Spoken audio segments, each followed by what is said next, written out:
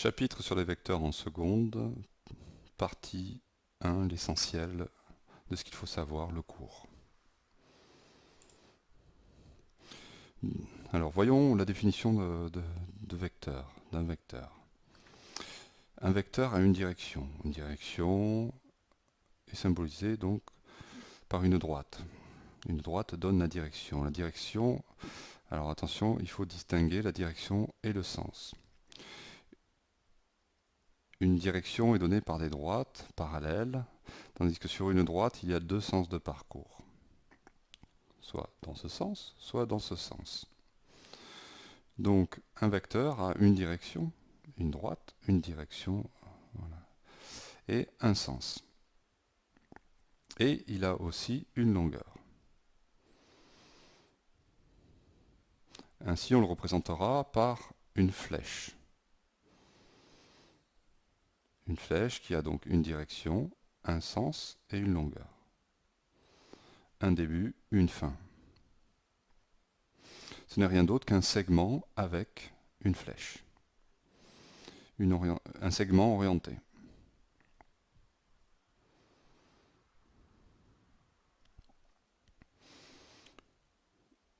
On a ici une autre représentation de ce vecteur. En effet, il a la même direction puisque c'est une droite parallèle, le même sens et la même longueur. On peut le nommer avec une lettre, ici le vecteur U. À ce moment-là, voilà, représenté ici 3 vecteurs U. Le vecteur U, ici, ici, ici, ce sont les mêmes vecteurs. Donc, il y a le vecteur U et ses représentations. Un autre vecteur, ici le vecteur V, on l'a représenté comme ceci. Donc voilà d'autres des représentations du vecteur V. D'un autre vecteur. On parle de représentant du vecteur V. Chaque flèche représente le vecteur V. Donc ce sont des représentants du même vecteur V. Ces vecteurs ont un début et une fin, donc on pourrait très bien dire qu'il y a un point au début et un point à la fin. Un début et une extrémité. Un début et une fin. Ainsi, si on pourrait nommer ces vecteurs, ici, le vecteur, au lieu de le nommer V, on pourrait le nommer le vecteur AB, qui commence en A et finit en B. Donc là, la notation, attention, commencera par le début, et la première lettre désigne le début, la deuxième désigne la fin. La fin est toujours au niveau de la flèche. Donc ici, le vecteur V a deux représentants, le vecteur AB. Et si ici le début de ce vecteur, de ce représentant est C et la fin D, alors on a aussi comme représentant le vecteur CD. Donc le vecteur V est égal au vecteur AB qui est égal au vecteur CD.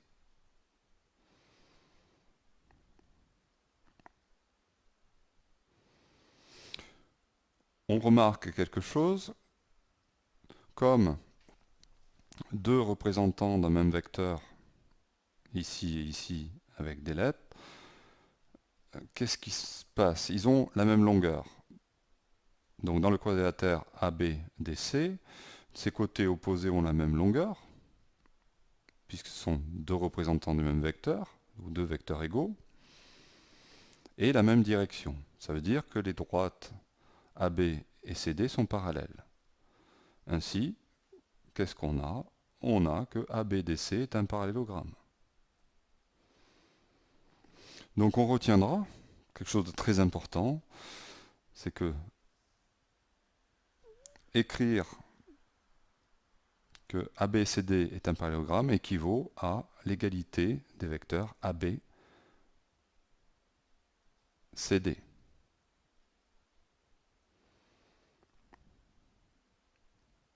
Alors attention à l'ordre. On va A, B, D, C, donc on tourne pour nommer un parallélogramme, une figure. Donc si on choisit ce sens, ce sera A, B, puis D, puis C. Donc ce ne sera pas, il faut faire attention, on n'aura pas l'égalité de vecteurs, AB est égal à DC. Il faut à chaque fois, il vaut mieux faire un dessin à la main d'un parallélogramme rapidement au brouillon et donner l'égalité des vecteurs. AB égale CD.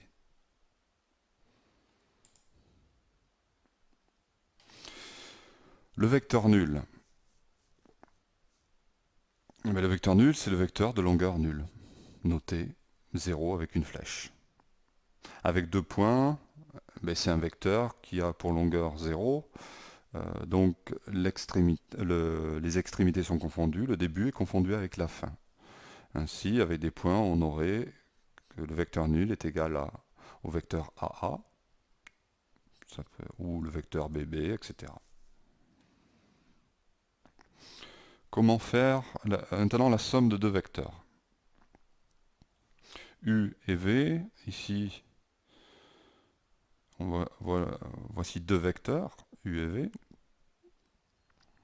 Eh bien, on va les mettre bout à bout. Donc on va prendre deux représentants, un représentant de U et un représentant de V, de telle sorte que l'extrémité de U, la fin de U, soit le début de V. Et on les met donc bout à bout, ces représentants. Donc on a U plus V. De cette façon, U plus V, on a construit un autre vecteur qui est ici, qui est W. Donc la somme, ici, comme ça. Ici, donc si on représente avec les points A, B, C, on a la somme qui devient donc AB plus BC. Ici c'est plus parlant parce qu'on voit bien que la fin de l'un est l'extrémité de l'autre, puisque c'est le même point, le point B, et on obtient que c'est égal à AC. Donc propriété de la somme de deux vecteurs, c'est comme pour la somme des nombres, A plus B est égal à V plus U est égal à U plus V. Si on ajoute le vecteur nul, ça ne change rien, et il n'y a pas de priorité dans l'addition.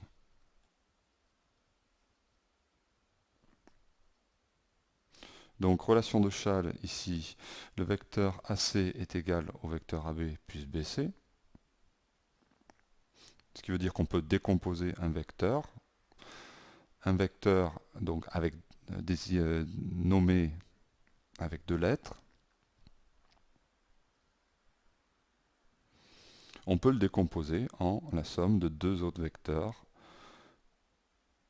avec B étant l'extrémité, la fin de l'un, et B étant le début de l'autre vecteur.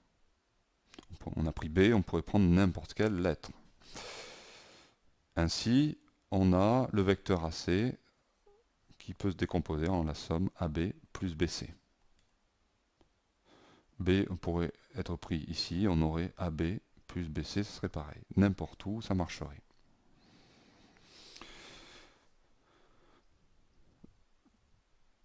Donc maintenant, comment faire la somme de représentants de deux vecteurs qui ont la même origine, ici?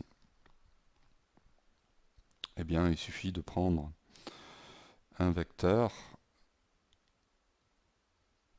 V qui aurait ici il faudrait prendre un représentant du vecteur V et le mettre donc à la fin du vecteur U. Ce qui revient, et on obtiendrait donc ici un point, voilà.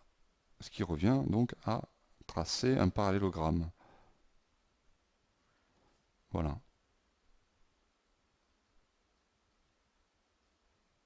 Donc on trace un parallélogramme, on a ce vecteur U, et donc la somme ici est donné directement en vert.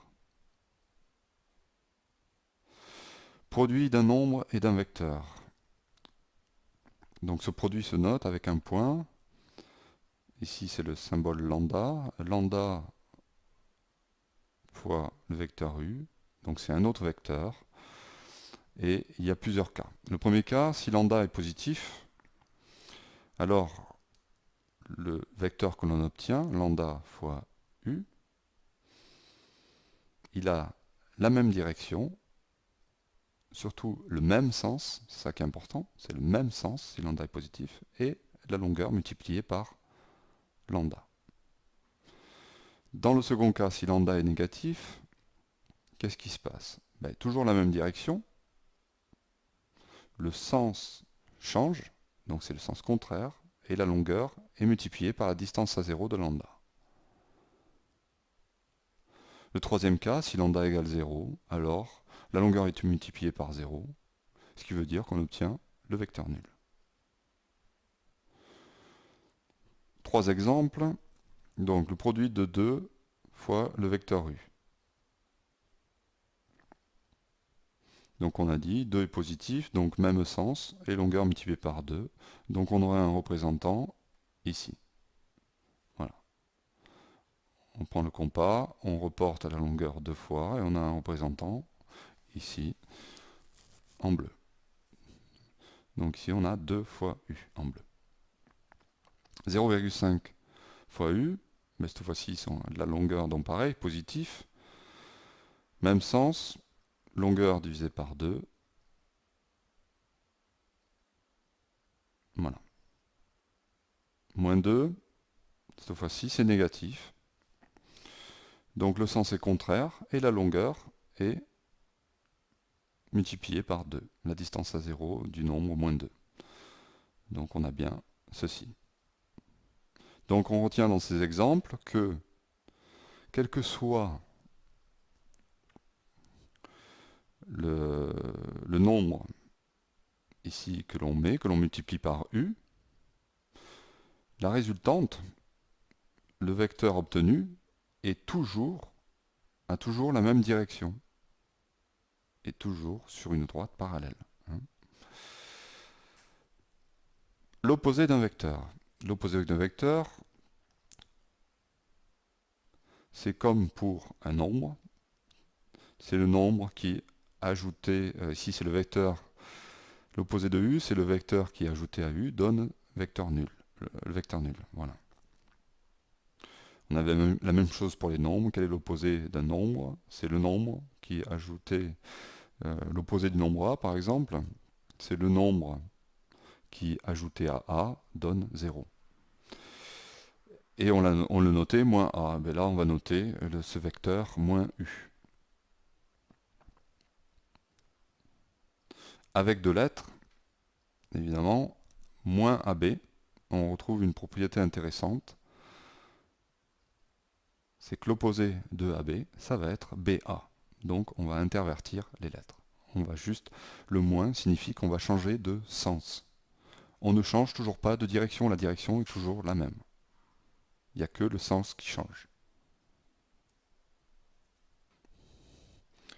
La soustraction, toujours par analogie avec les nombres, u moins v, c'est égal au vecteur u plus l'opposé de v.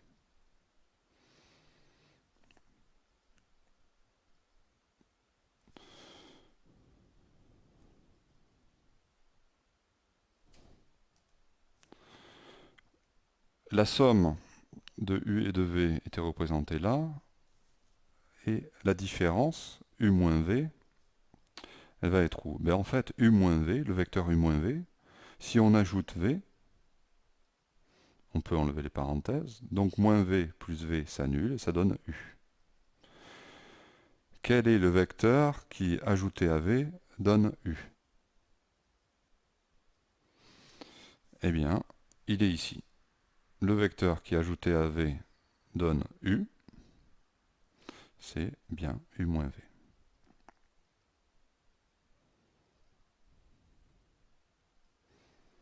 Ainsi, on a formé ici un triangle. Voyons ce que l'on appelle des vecteurs collinéaires. Alors, deux vecteurs sont collinéaires s'il existe un réel K tel que V est égal à KU. Donc, première chose, V est égal à KU, donc on multiplie U par K. Donc ça ne change pas la direction. Donc ces deux vecteurs ont la même direction. Mais ils n'ont pas forcément le même sens et la même longueur. Collinéaire, c'est ça. C'est en fait deux vecteurs qui ont la même direction.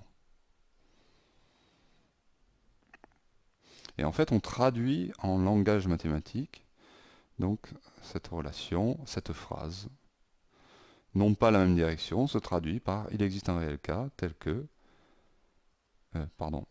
ont la même direction, se traduit par il existe un réel K tel que V est égal à KU.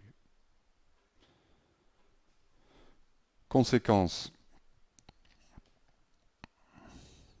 même direction, eh bien, par exemple, deux droites sont parallèles, ça veut dire qu'elles ont la même direction, est équivalent à vecteur AB et vecteur CD collinéaires.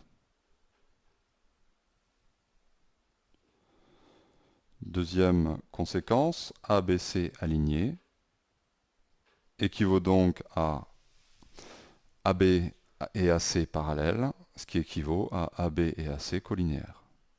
Donc ça, ce sont des relations très importantes. On n'a pas besoin de les retenir, hein, c'est très logique, mais il faut les avoir en tête, il faut les avoir à l'esprit.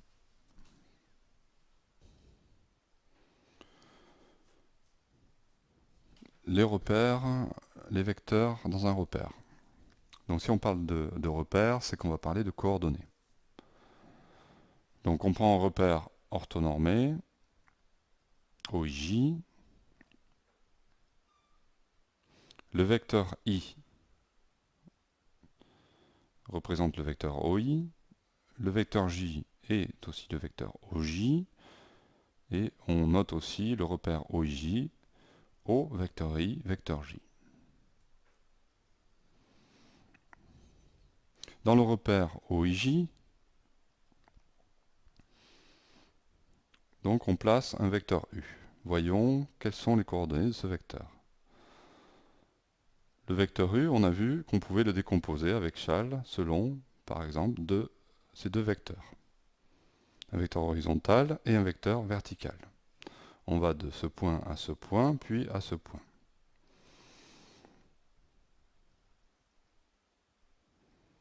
Ainsi,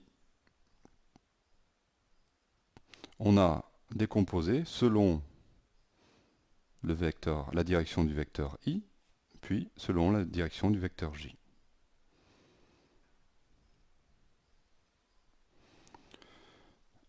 Et on va appeler donc l'abscisse de ce vecteur le coefficient qui multiplie le vecteur I. Et l'ordonnée, ça sera le coefficient qui multiplie le vecteur J. Donc ce vecteur sera x multiplié par I et celui-là y multiplié par J.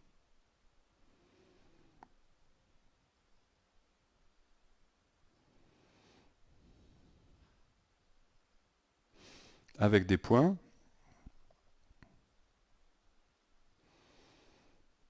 on va écrire, donc si A c'est XA, YA, B a pour coordonnées XB, YB, alors ce vecteur a pour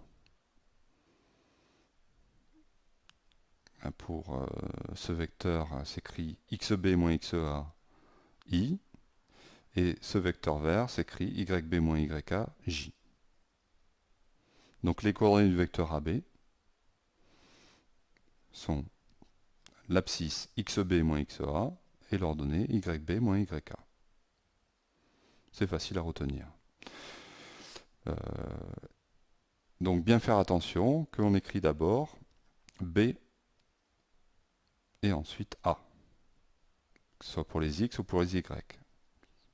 Donc on dira, il faudra retenir que c'est l'extrémité moins l'origine. La fin moins l'origine. B est situé au niveau de la flèche, donc c'est la fin du vecteur. Donc on commence par écrire xb comme yp, et ensuite on fait moins le début du vecteur, c'est-à-dire xa pour l'abscisse, moins yk pour l'ordonnée. Donc retenez, pour écrire les coordonnées d'un vecteur, il faut faire la différence des abscisses et des ordonnées, mais dans un ordre bien précis, en commençant par la fin du vecteur. Donc extrémité, fin, moins origine.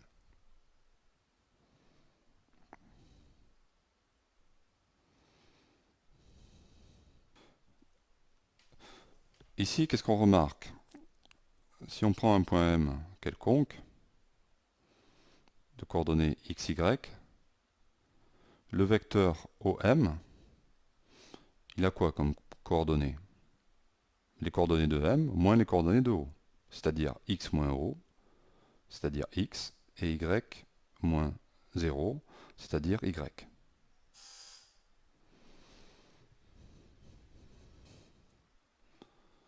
Voyons comment on obtient les coordonnées d'une somme de vecteurs. Eh bien, il suffit de faire la somme des coordonnées, donc la somme des abscisses et la somme des ordonnées. Donc c'est très simple. Les coordonnées du produit d'un nombre et d'un vecteur, c'est pareil, on va multiplier chaque coordonnée par le nombre.